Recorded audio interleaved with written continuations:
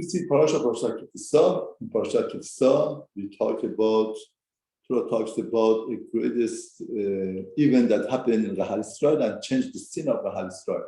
And that was the golden calf that the Rahal Israel worshipped.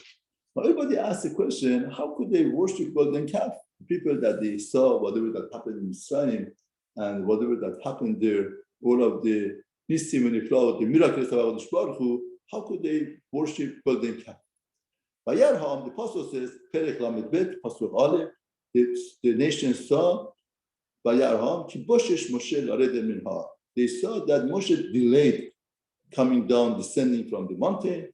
Vayarham al Aharon, and people gathered against Aharon, and they told him, make us for us gods, that should go in front of us, because Moshe, that man that took us out of Mitzrayim, we don't know what happened to him. Interesting. Therefore, the apostle is answering, and the rabbi tells, the rabbi says, the best Pirush in Torah is Torah itself. The best Pirush is Tanakh itself. If you look at the Torah, Torah says that why they make golden calf, not to substitute HaKadosh Baruch Hu, to substitute Moshe Rabbeinu. They felt that HaKadosh Baruch Hu, Moshe Rabbeinu was the one who transmitted everything to Rahal Israel. Now we are missing Moshe Rabbeinu. We need to substitute Moshe Rabbeinu. And all of the point of Egel was to substitute Moshe Rabbeinu. We don't know what happened to him. Therefore, they wanted to substitute Moshe. They didn't want to pick somebody for God. No. Now, why didn't they take another person? Because they felt Moshe Rabbeinu was such a holy man that they couldn't find anybody as holy as Moshe Rabbeinu. And they felt that by Tisa there are 4 images: one image of Adam, one image of eagle, the king of the birds, one image of Shor, the king of the domestic animals, and lion, the king of the wild animals. They felt in Midbar, we need the image of Shor. Now, Shor cow is global. We don't need that global, being global. We need for the desert, the desert itself. For desert, Shor, the eagle, the baby cow is good enough. Therefore, they had a lot of calculation. What should it be to substitute Moshe Rabbeinu? Now, why do we need to substitute Moshe Rabbeinu? Because they felt that they want something to connect them to HaKadosh Baruch Hu. Now, if that's the case, why is it Avodah Zarah? Why is it Avodah Zarah? It's not Avodah Zarah. They wanted to substitute, if they want to substitute Hashem, it's Avodah Zarah. It's idol worshipping, but this is not this Moshe Rabbeinu. Now, Rambam in Chot Teshuvah, Perek Gimel Halacha Zayin says, there are 5 non-believers. Those who don't believe in Avodah Zarah, they don't believe in Hashem. There are 5 categories, 5 groups. One of them is that there is no God, atheists. That's Avodah Zarah. Or say there is God, second one, there is God, but there are 2 or 3. If there is one God, one. If there are 2 or 3, there is nothing. That's also is like atheist. It's a non-believer. Or it's only one, but that's image and that's body. If a God has a body, forget it. It's not a God. It's a non-believer. It's like as it's atheist. And also somebody said there is a HaKadosh Baruch Hu. It's not only by himself, there are others. As long as you say others, it's a non-believer. It's like atheist. First one, Rambam says, Fifth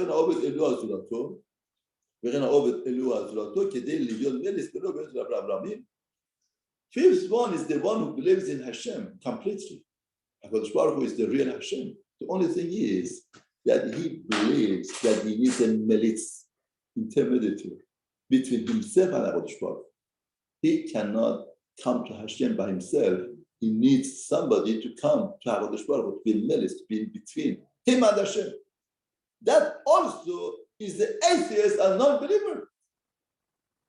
5/5 of them is this.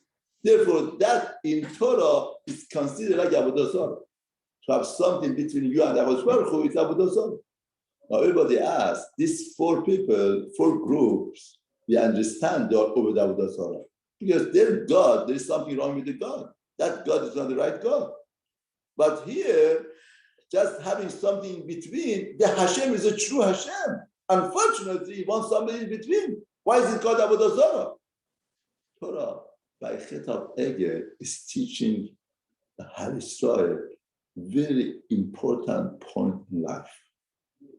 Now, why does he want somebody to be between him and Hashem? Why? Because he feels he's unworthy.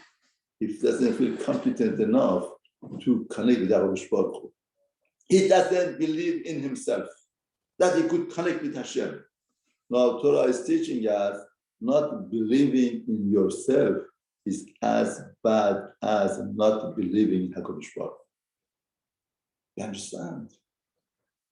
What important message in life. Somebody doesn't believe in Hashem. We do everything. We sit Shiva. We fast. We daven. Say, how could it be? Somebody doesn't believe in himself. It's okay. That's okay. That just needs some treatment. But life is so much worth into it that somebody doesn't believe in himself. He misses the boat of life. Boat of life is void for him. He could accomplish, he could do every second, every minute. What he could accomplish in his life, but doesn't believe in himself, is as bad as not believing in Hashem. Could you imagine somebody who doesn't believe in Hashem, how much is missing, how much connection, how much energy, how much power, how much accomplishment? Somebody who doesn't believe in himself that he could do, he could accomplish, is the same thing. It's void. Life is void. Life is nothing. Therefore, the Chet of Egel teaches Hal Israel such an unbelievable lesson that the person has to believe in himself. Now, Rashi points out that what caused the Chet? Rashi says, when the day came, Moshe Rabbeinu says, 40 days I'm coming. They shouldn't have come that day. They counted that day. When the day came, Satan came, Satan came and confused the world. And showed them the image of darkness, afilah, thick darkness, and Ibuya confusion. They said that, for sure Moshe died. Because of that, there's confusion in the world. Therefore, they decided what to do. Very interesting. Rashi tells us the cause of Egel, golden calf, is confusion in the world.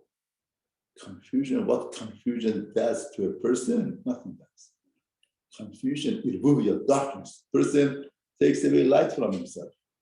And the person doesn't have any light. Then thick light, thick darkness, and then confusion. What does confusion mean? Confusion means you don't know where to go, how to go, and you're confusing yourself.